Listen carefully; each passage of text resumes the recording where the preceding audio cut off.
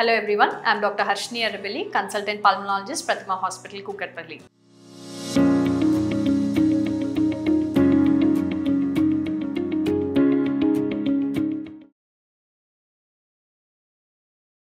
తరచుగా ముక్కు బ్లాక్ అవ్వడము, రిపీటెడ్గా ముక్కు కారడము, పడుకున్నప్పుడు పొడి దగ్గు రావడము, ఇవన్నీ ఈ చలికాలంలో మనం చూసే విషయాలే.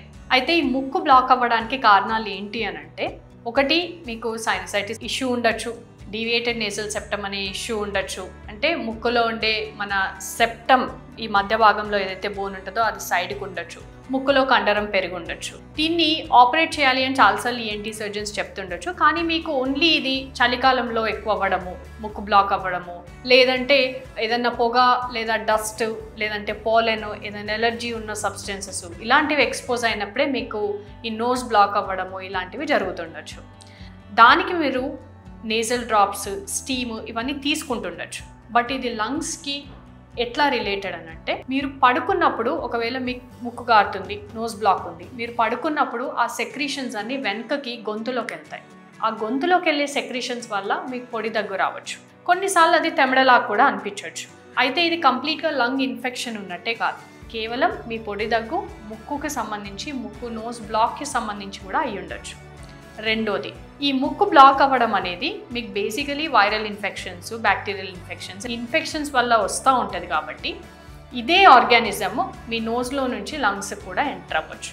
కాబట్టి మీకు నేజల్ బ్లాక్ అనేది ఉన్నప్పుడు మీరు ఇమీడియట్గా ట్రీట్ చేసుకుంటే లంగ్ ఇన్ఫెక్షన్స్ రాకుండా ఉండే అవకాశాలు ఉంటాయి. మూడో విషయం, ఎలాంటి జాగ్రత్తలు తీసుకోవాలి ఈ నోస్ బ్లాక్ అవుతుంది రిపీటెడ్గా అన్నప్పుడు అంటే, ఒకటి స్టీమ్ తీసుకోవడం అలవాటు చేసుకోండి.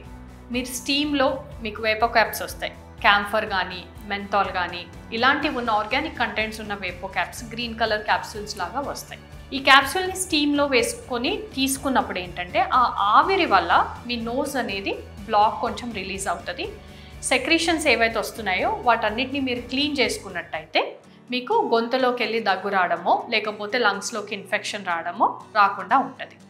మరో విషయం, కొంచెం వాటర్ కంటెంట్ ఎక్కువ తాగండి. ఈ సెక్రీషన్స్ అనేవి లూజ్ అయ్యి మీకు లోపలికి వెళ్ళి ఇన్ఫెక్షన్ రాకుండా, నోస్ బ్లాక్ కాకుండా ఉండే అవకాశాలు ఉంటాయి. మూడో జాగ్రత్త, హ్యూమిడిఫైయర్స్ వాడడం. రూమ్లో ఎయిర్ ఫిల్టర్స్, హ్యూమిడిఫైయర్స్ ఇలాంటివి వాడినప్పుడు నార్మల్లీ ఏం చేస్తాం, రూమ్లో ఏసీ వాడతాం. ఏసీ ఓన్లీ చల్లగాలి, పొడి గాలి వస్తుంటుంది. ఆ పొడి గాలి వల్ల కూడా మీకు ఎలర్జీ అయ్యి ముక్కు బ్లాక్ అయ్యే ఛాన్స్, లంగ్ ఇన్ఫెక్షన్ వచ్చే ఛాన్స్ ఉంటుంది. ఎప్పుడైతే దాంతోపాటు హ్యూమిడిఫైయర్ వాడతారో కొంచెం వామ్ ఎయిర్, హ్యూమిడ్ ఎయిర్ ఎంటర్ అవ్వడం వల్ల ఆ ముక్కు బ్లాక్ అనేది కాకుండా ఉంటుంది. సో ఎలర్జీ వచ్చే ఛాన్స్, ఇన్ఫెక్షన్ వచ్చే ఛాన్స్ కూడా తగ్గుతుంది. నాలుగోటి, ఎయిర్ ప్యూరిఫైయర్స్. చాలా ఎయిర్ ప్యూరిఫైయర్స్ ఇప్పుడు వాడుతున్నారు. మీ ఆఫీస్లో, బెడ్రూమ్లో మీరు ఎయిర్ ప్యూరిఫైయర్స్, ఎక్కువసేపు మీరు కూర్చునే ప్లేస్లో మీరు ఎయిర్ ప్యూరిఫైయర్స్ పెట్టుకున్నట్టయితే ఏదైనా అలర్జీన్స్ ఉన్నా, కెమికల్స్ ఉన్నా, పాలెన్ ఉన్నా, డస్ట్ ఉన్నా ఇవన్నీ కూడా మీకు ఎక్స్పోజ్ కాకుండా ఉంటుంది. బట్ మీరు పబ్లిక్కి వెళ్తే ఏసీ, హ్యూమిడిఫైయర్, ఎయిర్ ప్యూరిఫైయర్ వాడలేరు కాబట్టి డెఫినెట్గా మాస్క్ వేసుకోండి. మాస్క్ అనేది ప్రాపర్ సొల్యూషన్. డస్ట్లోకి వెళ్ళినా, మరీ చల్ల క్లైమేట్స్లోకి వెళ్ళినా మీకు ఇలాంటి ఏదైనా సమస్యలు వస్తాయి అని అంటే మాస్క్ వేసుకోవడం మీకు ప్రొటెక్ట్ చేస్తుంది. Last and final, vaccination. డెఫినెట్గా allergic rhinitis, sinusitis, asthma, lung allergies, bronchitis ఇలాంటి ప్రాబ్లమ్స్ ఎవరైనా కానీ లేదు అని అంటే హాస్పిటల్స్లో పనిచేస్తారు, హై రిస్క్ గ్రూప్స్లో ఉంటారు, ఎక్కువ డస్ట్కి ఎక్స్పోజ్ అవుతారు, ఎక్కువ చల్లగాలికి ఎక్స్పోజ్ అవుతారు. మీరందరూ కూడా ఇన్ఫ్లుయెన్జా వ్యాక్సిన్, టెట్రావాలెంట్ వ్యాక్సిన్ దొరుకుతుంది. ఇయర్లీ వన్స్ ఈ డోస్ వేసుకోవాలి. 65 years దాటిన వాళ్ళైతే న్యూమోకాకల్ వ్యాక్సిన్ అనేది దొరుకుతుంది. అది మీరు అట్లీస్ట్ వన్స్ ఇన్ 5 years వేసుకుంటే మీకు ఇలాంటివి రాకుండా ఉంటాయి. Thank you.